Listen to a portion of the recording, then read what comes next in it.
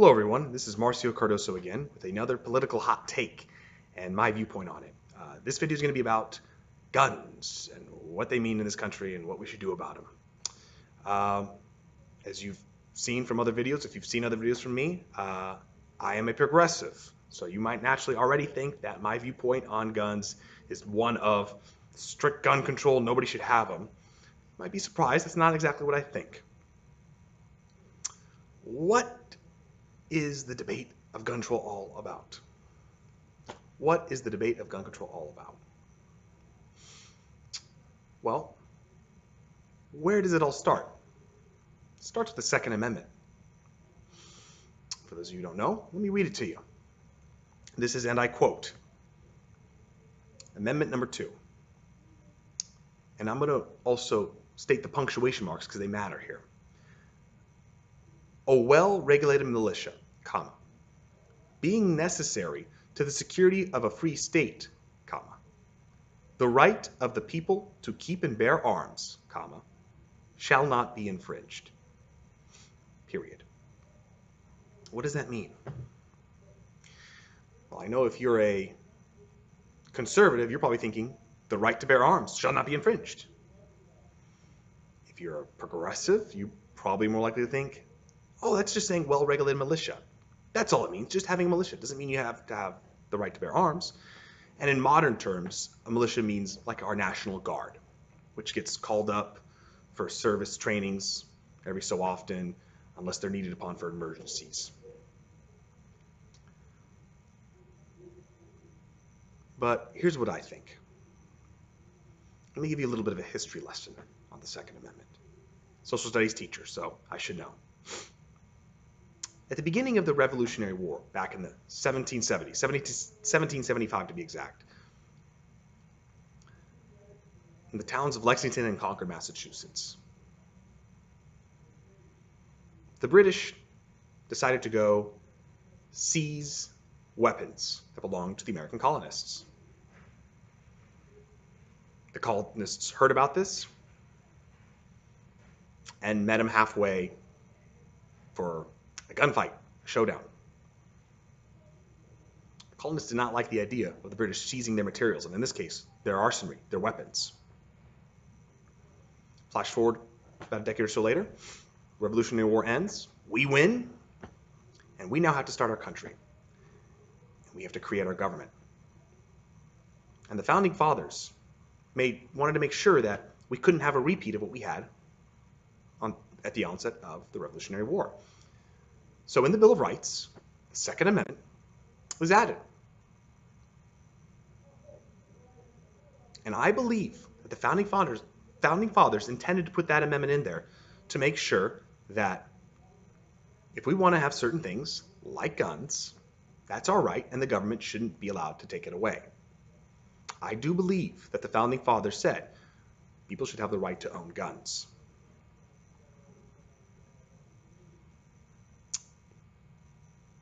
But I don't think the Founding Fathers were stupid either. Yes, they believed that people had the right to own guns. But the kind of guns and who exactly specifically is allowed to own them, I think the Founding Fathers had some common sense there. Keep in mind, when the Constitution was passed back in 1789 and that Second Amendment was written, the type of arsenal that they had were muskets, where even if you fired it in one direction, the bullet could go in a different direction entirely. Whereas now, the cheapest gun that you could buy now, you point it in one direction, and that bullet's going straight. And it's not going to miss its target if you know what you're doing.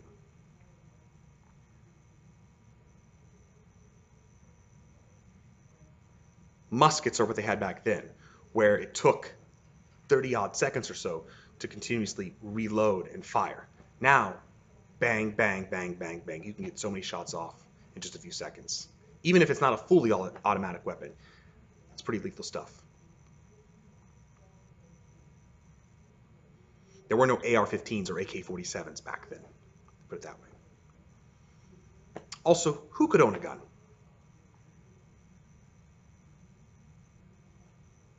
I don't think that the Founding Fathers would be okay with a mentally unstable person owning a gun. Back then, I don't think it would be okay with that either, but keep in mind, back then, it was a different world. Mental health wasn't as discussed, wasn't as researched, simply wasn't as well known. And I'm also pretty sure that the Founding Fathers would not have been okay with a person with a criminal record getting a gun. Most people today are not okay with that either. In most cases, if you buy a gun today, there's background checks. There's certain things set up in place so that not just anybody can get a gun. But the problem is there's so many ridiculous loopholes to get around it. Namely the gun show loophole, where you can just go to a gun show, buy a gun like that, and it's yours. What do I think? As I've said, I think if you're a law-abiding citizen who passes a background check and you seem to be in good, stable health, and that should be part of the background check is, do you have a mental health history, not just a criminal background check? That's key. If you pass those, I think you should be able to get a gun. I don't think it should just be any gun. I don't like the idea of anybody being able to own an AR-15 or an AK-47. But a simple shotgun or a hunter rifle or ammunition and guns of that ilk, that's fine. You want to go hunting, you want to use it for self-protection. There's certain areas in this country where you want protection, you call the police, but the police take a while to get there. You may need a gun. You may need it. Or if you want to enjoy the outdoors and go hunting, that's fine. Guns are part of the American fabric and culture. That's just the way they are. And I'm okay with that. But I'm not okay with just anybody being able to get a gun. And I'm not okay with just any gun being sold. It's vital that we have certain checks in place so that not just any old gun can be sold to any old buddy. And even though we have certain things in place that say fully automatics are not allowed, okay, we need to make sure it stays that way because there are people pushing to change that. And we need to have universal background checks. No loopholes like the gun show loophole. But then your counter argument might be, well, that's just going to make it harder for good guys to get guns because bad guys, they find ways to get guns anyways. And I have an answer for that as well. It's true. If a bad guy wants to get a gun, there are simple ways for them to do it without there being much of a repercussion. Studies have shown that usually criminals or gang members, when they want to get their guns, they don't go to a gun shop to try to get it because eventually a background check will turn them away. And they may not have access or desire or the risk to go even try to buy one at a gun show. But think about it. Guns are legally purchased at some point. The first purchase of any gun has got to be a legal purchase. Because I don't see guns being illegally made anywhere. Not easy to do, not easy to make, not easy to manufacture. What typically happens is a gun is purchased legally by somebody, and after a few years or so, they don't want it anymore, they want an upgrade, they'll sell it to someone else, and that person sells it to someone else, and so on, until eventually it gets sold or handed to a criminal, someone who wants to use it for the wrong reasons, or a gang member. And the problem is, say that criminal gang member then uses that gun for a robbery or an attack. The gang member, the criminal, if they get caught, they're in trouble, okay. But what about the person who gave that criminal or gang member the gun? Unfortunately, we don't really have any laws on the books to punish those people. And we need to have that. If you're giving a gun, you got to know who you're giving it to. You got to go through a checkpoint system to make sure that you're giving that gun to someone who's law-abiding. I think there should be, in any sale of any gun at any point, whether it's brand new or used, a background check system. So that way you can't just be giving a gun to some criminal. And I don't want to hear you say, well, but I didn't know he was a criminal. Yeah, you might not have known. That's why you have to conduct the background check. And that way we make sure that the guns don't end up in the wrong hands, or at least make it more difficult for it to happen. Nothing is perfect. Nothing is perfect, but at least setting up a system like that will make things more challenging on the bad guys. And that's what we need. And if we succeed in doing that, I think it's going to do a great job of reducing the amount of gun violence in this country. I don't think anything's going to reduce the amount of guns in this country, but we need to reduce the amount of gun violence and ultimately make sure that gun purchases are made by good people with good intentions for them. Problem is, passing laws like this is very difficult. Universal background checks, making sure that no gun sale, even if it's a used gun from a third-party dealer, gets made without a background check.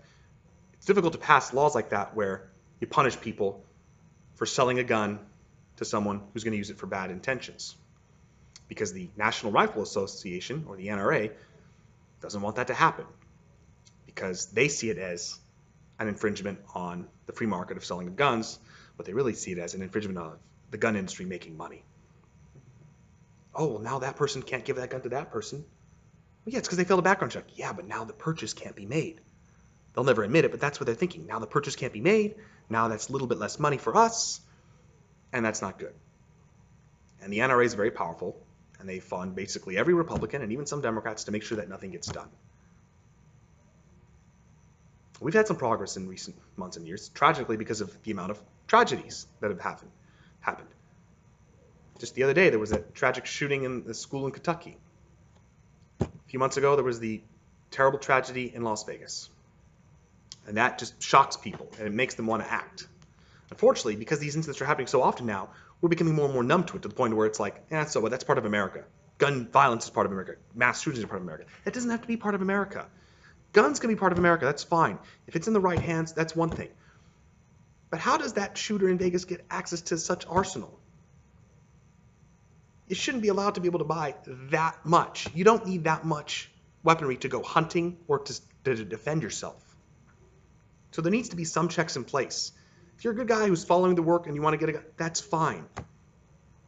There's nothing wrong with that. And I've had this discussion with one of my good friends many times, who is a member of the NRA, a loose member of the NRA. He's not the major decision maker, but he owns a couple of guns. He's a common sense guy. I like that. He's a good guy.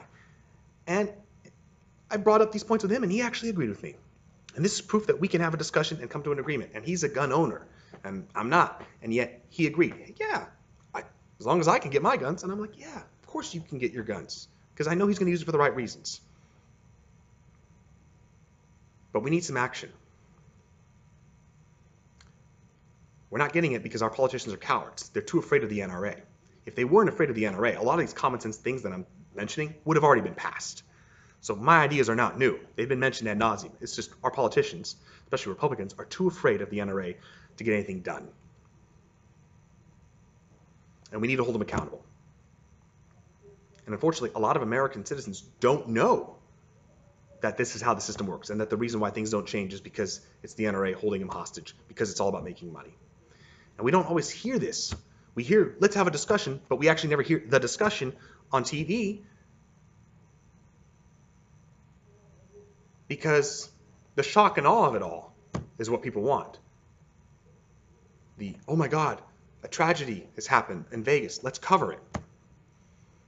A tragedy in Vegas, sadly, delivers high ratings for a lot of these news outlets.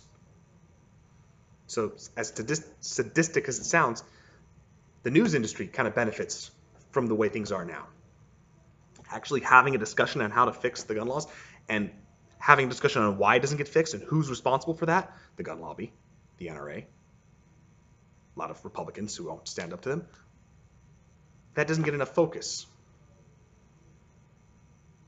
And there's a lot of reasons for that, and I'm going to have a video pretty soon on our media industry and how it's all about making money as well. So stay tuned. We need to speak out. That's why I'm putting out this video. And that's why I encourage you to put out your own video. Speak out. Communicate. Share this video with other people. Upload it. Download it if you want. That's fine. If you disagree, okay. That's what democracy is all about. We have a discussion. But we need to have that discussion. And it's not being done at the highest levels of government or in the media. Guns are a fabric of this country. We don't need to take them all away. We just need to make it harder for the bad guys to get them. And there are ways to do that. Unfortunately, they're not getting done because certain people would lose a little bit of money if that were the case. They wouldn't even lose probably all that much, but they would lose enough to make them puke. We need to change that. Thank you for watching, and have a good day.